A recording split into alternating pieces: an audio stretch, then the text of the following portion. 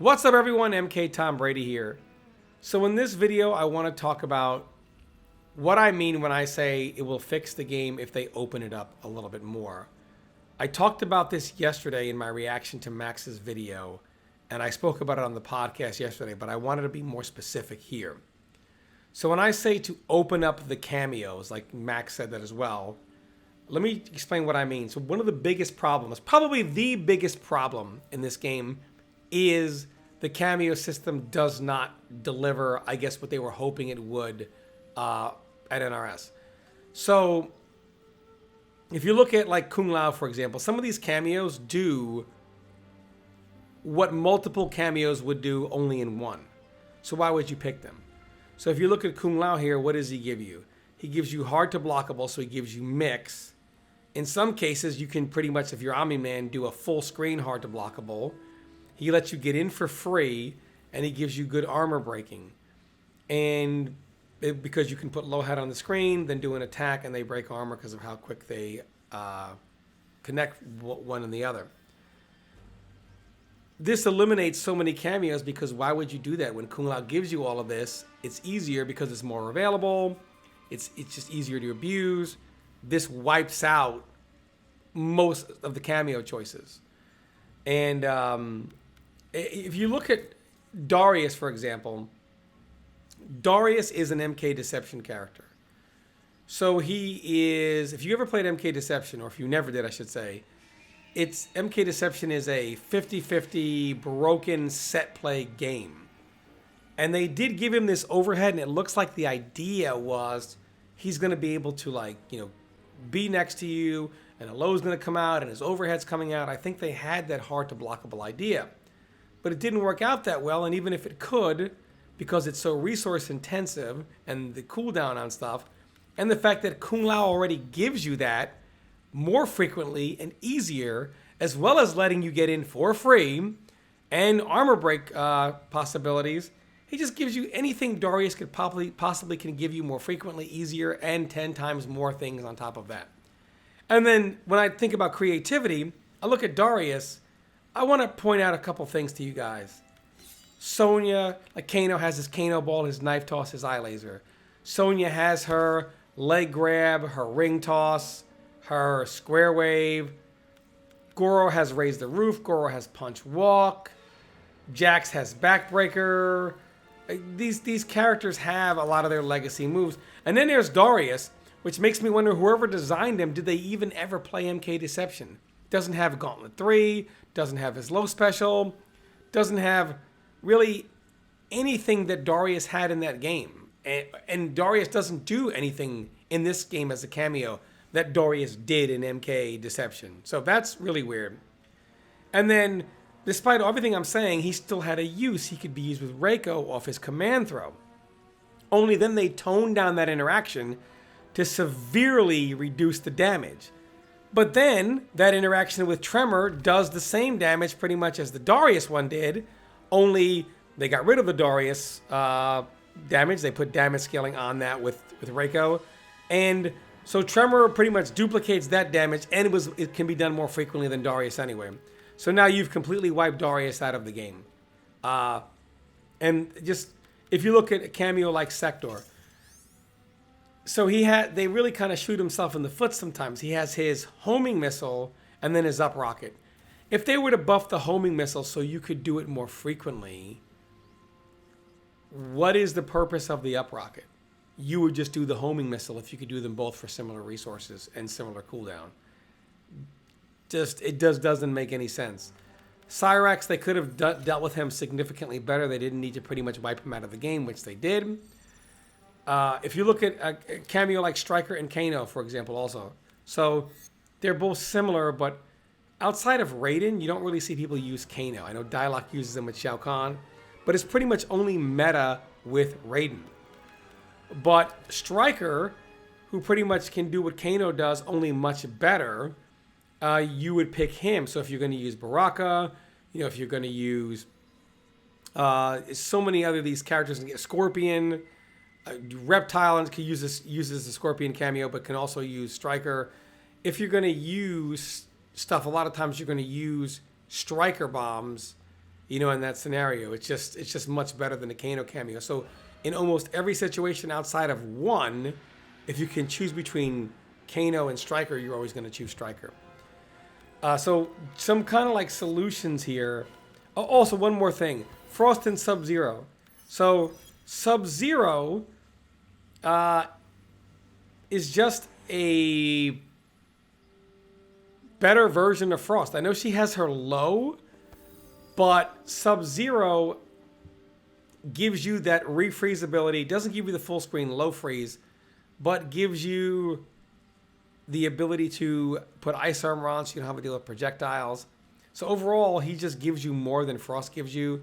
Her low freeze is not good enough, and her Frostball doesn't make up for a lot of her shortcomings to choose her over Sub-Zero. You can try some, I'm going to go ahead and bootleg mix. But if you're going to do that, you have much better ways to do mixes that are not bootleg. You would not pick Frost for that situation. Scorpion's one that could be more creative as well. When I mean more creative, like what I would do is I would take like Kung Lao, make his low hat mid, and then this way you get rid of because you're going to still be getting for free. You're still going to be able to use these armor break setups. And then you also have hard to blockable vortex situations. There's just other cameos just cannot compete with that. Even if you buff some of them, to compete with that is really hard. I would then take his teleport and shave like half of the animation right off. So now it's extremely fast, and he allows the characters that pick him to be extremely mobile. And then I would maybe look at, some of the cooldowns and some of the things, and you can kind of adjust the cooldowns on the cameos for some of the changes you made. Scorpion, he's got this overhead move here. I think that's kind of gimmicky. They could have literally taken Scorpion and given him the ability to have the character that picks him do the like MKX, teleport cancels, where you can, either actually do the actual full teleport, or you can go ahead and cancel it, and you could use special meter for that and land in front, behind, etc. It would just be really, really cool.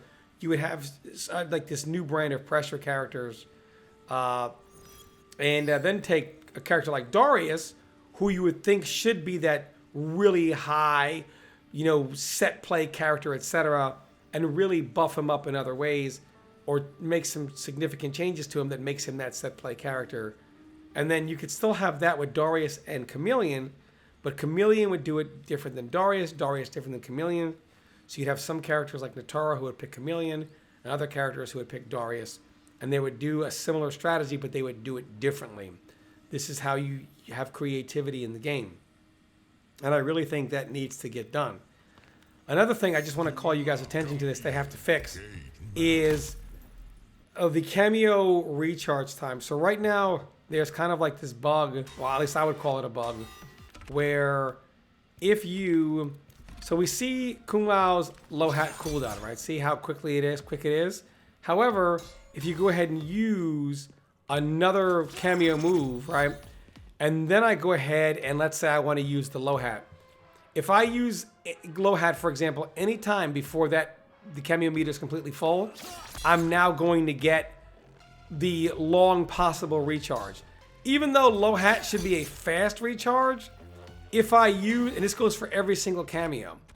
So like Serena, if you use her quick call knife, but if you do this after you have done the actual knives that combo, well then the quick call is going to have the same cooldown as the knives that combo. They need to fix that where each individual move has its own individual cooldown, because no matter what they do, some of that is still going to cause characters to suffer when they pick certain cameos, which just shouldn't be the case. And then I would go ahead and open the game up character-wise.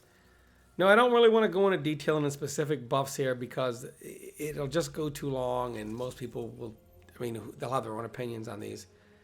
But I do think they need to give a little bit.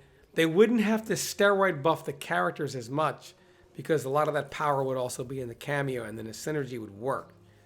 However, I do feel like they need to breathe a little bit more creativity in the characters and a little bit more power in the characters. Maybe not like some of the characters that are already super top, but some toward the bottom of the mid to the bottom. And I think the combination of fixing opening up the cameos and a slight power up to the characters, that combination could be really, really good. Tekken 8 is coming out here in a couple of days. And I have never seen this kind of buzz around a game like Tekken.